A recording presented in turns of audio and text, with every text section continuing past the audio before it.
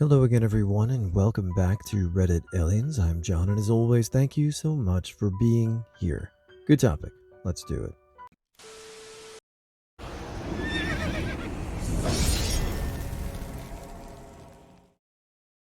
What missing persons case doesn't add up or is the most confusing to you? Please remember to like, share, and subscribe. Susan Powell went missing from her home in West Valley, Utah on December 6, 2009. She's presumably dead. Her husband Josh was the main suspect and just a real piece of work. No one knows what really happened to her. Sadly, in 2012, Josh murdered their kids and committed suicide after Susan's parents gained custody of the kids. Paddy Moriarty and his dog Kelly went missing in an outback town in Australia with a population of 12 people. Last seen leaving the pub riding his quad bike the 1 kilometer distance to his house. He or his dog have never been found, and no one has been charged in relation to his disappearance. Brandon Swanson. He drove into a ditch and called his parents for help. They stayed on the phone with him for 47 minutes while they drove around looking for him. They heard him say, "Oh shit," then the phone went silent. They eventually found his car far away from where he said he was, but he was never found. Branson Perry, aged 20, disappeared from Skidmore, Missouri in April 2001. He was working on his house with a friend, went to the shed to grab some power cords, and was never seen again. Mary Bostwick. She disappeared July 18, 1972 from Waverly, New York. She was dropped off by her dad to babysit at a friend's house. This was also her 16th birthday. Her mom stopped by later with a cake and presents. The people in the apartment told her that Mary never showed up. However, her bag was in the residence. Nothing else was ever found. There was another girl around the same age, Sharon Costin, who was abducted and murdered in a nearby town about a year later, October 1983 in Sayre, Pennsylvania. There was a man convicted of that, but he always denied doing anything to Mary. One of the people who testified against him and was given immunity was a suspect in Mary's case. Mary's mom thinks there's a connection, but nothing was ever really found. I've sadly never seen anyone cover her disappearance on any of the podcasts or YouTube shows. The Beaumont children. 3 kids go to the beach, are seen with a mystery man, and never make it back home. Never found out who the man was or where they went. Their parents just recently died without ever getting any closure. Asha Degree. She went missing at the age of 9 from Shelby, North Carolina, United States. In the early morning hours of February 14, 2000, for reasons unknown, she packed her book bag, left her family home north of the city, and began walking along nearby North Carolina Highway 18, despite heavy rain and wind. Several passing motorists saw her. When one turned around at a point 1.3 miles, 2.1 kilometers from her home, and began to approach her, she left the roadside and ran into a wooded area. In the morning, her parents discovered her missing from her bedroom. No one has seen her since. Xavier Dupont de Ligonnès. The whole family, parents and 4 kids, go missing overnight in 2011. Employers, school, and family receive weird letters informing of their absence or departure, one of them saying they're going into a witness protection program. 2 weeks later, they found the corpses of the mother, the kids, and the dog hidden behind the house. They investigate and retrace the father's whereabouts in south of France. He was last seen leaving a hotel a few days before. The region was thoroughly searched, but he was never to be found. Terence Williams disappeared in 2004. He's the subject of a fascinating podcast called The Last Ride. The short version is that he was taken into custody in Naples, Florida, after being pulled over in the early hours for traffic violations. He was never seen again. The deputy that pulled him over tried to conceal the traffic stop even from his own organization, but staff opening a local business saw the whole thing. When the sheriff's department finally looked into it, they discovered the deputy was involved in a similar disappearance of a man named Felipe Santos in 2003. To this day, the deputy claims no knowledge of Williams's whereabouts, despite being caught out in a series of lies. Marion Barter, here in Australia, boarded a plane overseas in 1997, changed her name beforehand, didn't tell family, apparently came back to Australia for a few days, according to passenger records, and completely disappeared. It's an ongoing investigation at the moment. There's a podcast about it called The Lady Vanishes, featuring her daughter. So tragically fascinating. Bryce Laspisa. He was driving to his parents' house 3 hours after an argument with his girlfriend, apparently due to his alcohol and video game addiction and abuse of prescription medication. Partway through the drive, he pulled off the highway and just sat there from 9 a.m. to 3 p.m. A roadside assistance guy checked on him twice and said he seemed fine and coherent, and Bryce told him he would be carrying on back to his parents shortly. Sometime later, his car was found only a few miles away, driven off the embankment, and he was nowhere to be found. Lars Mittank. This happened in 2014. Lars Mittank was a German tourist in Bulgaria. He went there with his friends. On the last night there, he got into a bar fight with other German tourists. He hurt his eardrum, and doctors told him to not take the plane home today to prevent more damage to his eardrum. His friend offered to stay with him one more night. He insisted it's okay for him to stay on his own and take a flight the next day. So he stayed on his own. Checking for a new hotel, he called his mom. He was telling her that he's feeling tracked. She told him not to worry, because it's probably side effects from the drugs the doctors didn't mention. He checked in at a new hotel around 10 p.m. At 1 a.m., he called his mom again. He was still feeling tracked and told her he's going to leave the hotel because he's not feeling safe there. He never called his mom again. The last time he was seen is at the airport. He got checked by the airport doctor if he could take the plane. The doctor told him it's okay. In interviews, the doctor said Lars was very nervous and unrelaxed. After one security guy knocked the door and took a look inside, Lars got even more nervous. He left the doctor immediately. Security cameras picture him running out of the airport as fast as possible and climbing over a fence on the other side of the parking lot. Guy's still missing. Marshall Iwaasa, good guy. Came back to the hometown to visit his family and friends. Everything by all accounts was good. Left to take the 2-hour drive to where he was living and never made it. Instead, it was recorded he spent the entire night trying to get into his storage unit and then nothing. A week or maybe before, his truck was found 12 hours away on a back road in the middle of the woods, burnt to a crisp with belongings thrown about everywhere. No sign of Marshall, and from what I remember, the family was adamant that some of the things inside the truck, burnt or not, were missing. Things they knew he had. The truck was even missing parts. It's been 4 years, and there's never been answers. It makes me sad and fearful of long travels. From what I know of him, he was a fantastic friend. I hope to get closure one day.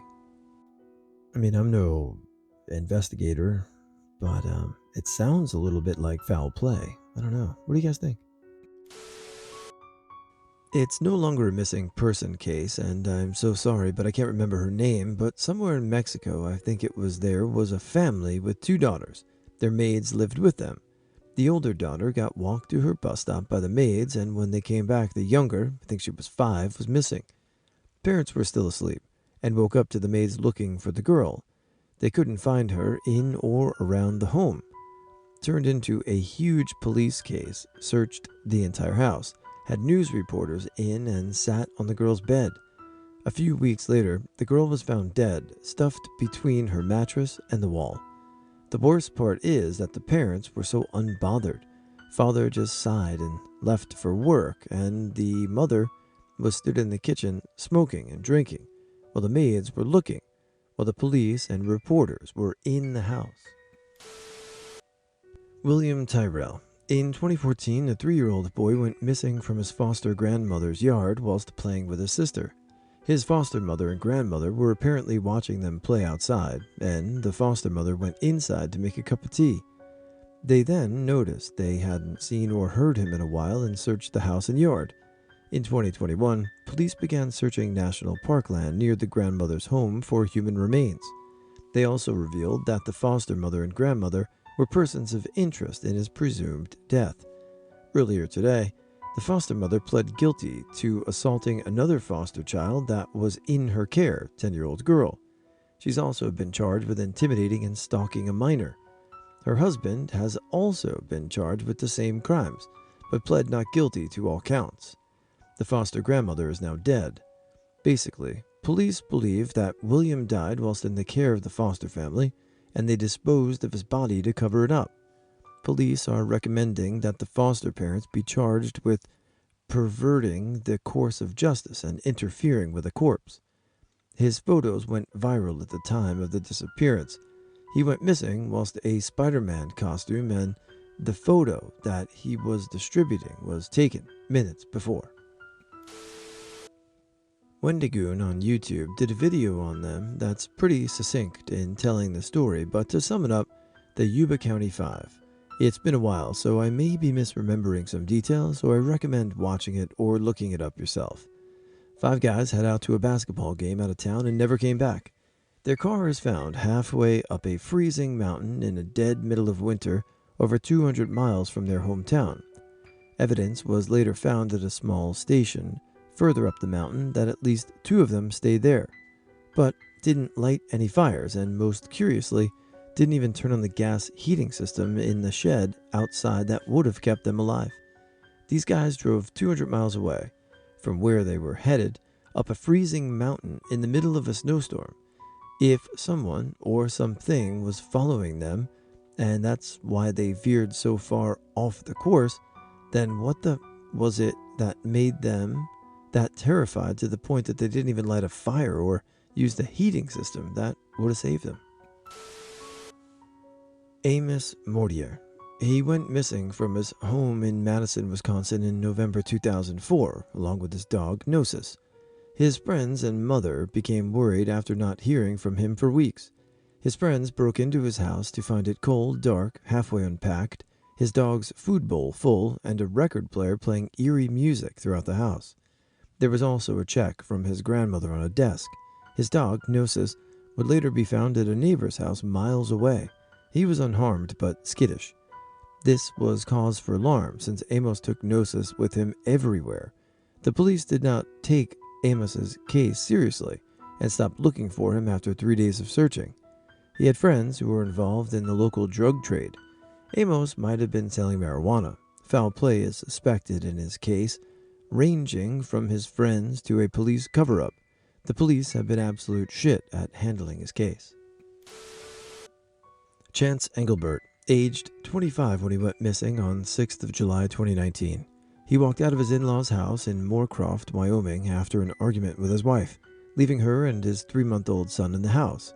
He was seen in the local town, Tarrytown, on CCTV traveling west. He has never been seen again.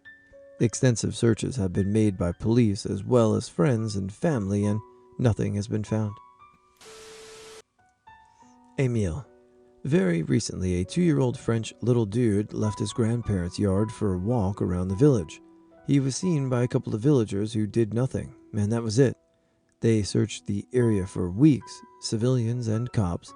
They completely blocked off the village. No one could go in or out. Never found any evidence of foul play or a clue that he could have been eaten by a wild animal. It's been a couple of months now, and it's still nothing. The disappearance of Paddy Moriarty and his dog Kelly. A lot of these cases are about people disappearing on road trips or in unfamiliar cities. Paddy disappeared from his home, 800 meters from the pub he was just at, in a remote town of 12 people.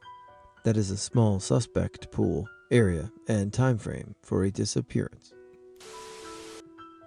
Michael Chambers, retired firefighter that went missing, disappeared from his house in 2017.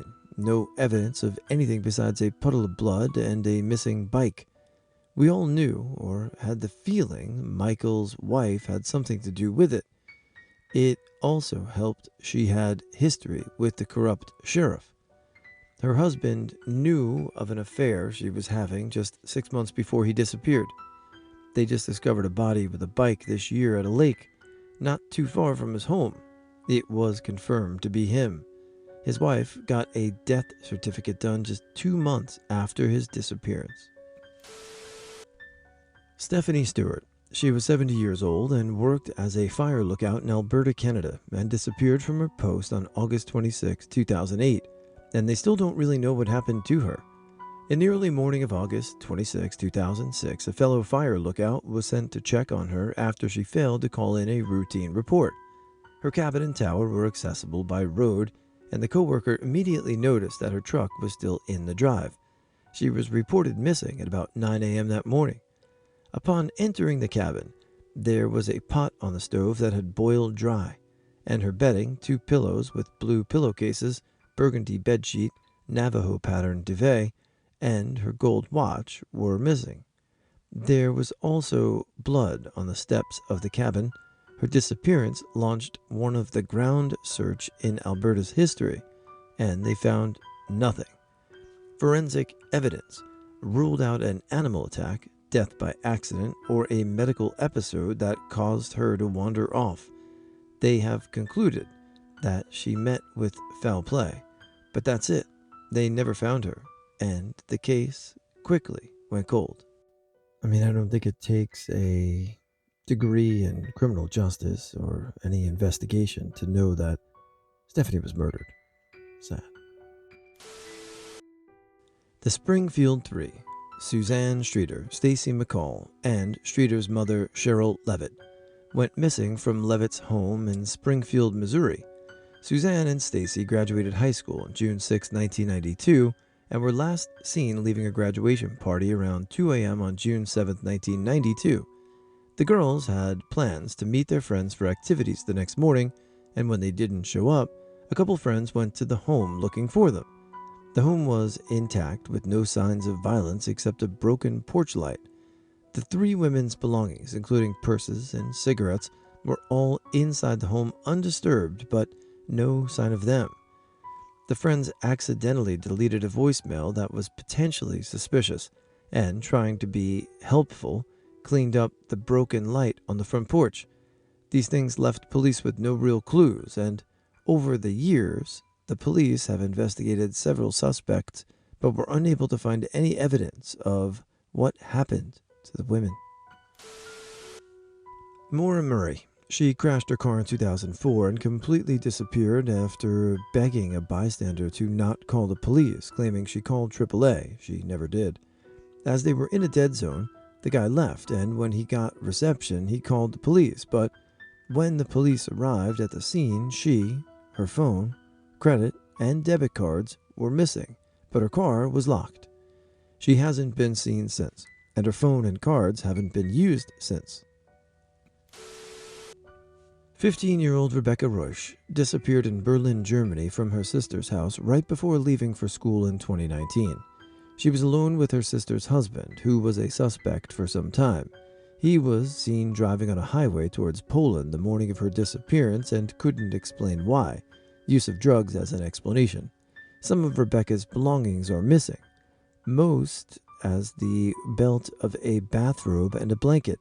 Dogs found traces of Rebecca's such a hair and such in the brother-in-law's car.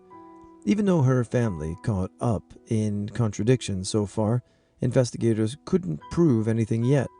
Her sisters and parents don't believe the brother-in-law did anything, and still think Rebecca is alive somewhere. No one has seen her since. Fiona Pender, she was 7 or so months pregnant, was always in close contact with her family and loved ones, left her home and was never seen again. Fiona Pender, 25, of Tullamore County, Offaly, went missing on 23 August 1996. She was last seen leaving her ground floor apartment by her boyfriend John Thompson in Tullamore. Fiona was 7 months pregnant at the time of her disappearance. Fiona left her passport, clothing, and credit cards behind. However, there were no signs of a struggle found in the apartment, and it is believed that she left on her own accord and got in a vehicle. In 2008, a small wooden cross bearing the name Fiona Pender was found on the Sylve Bloom Way at the border between Laos and Offaly, which led to the belief that Fiona was buried in the Slieve Bloom Mountains.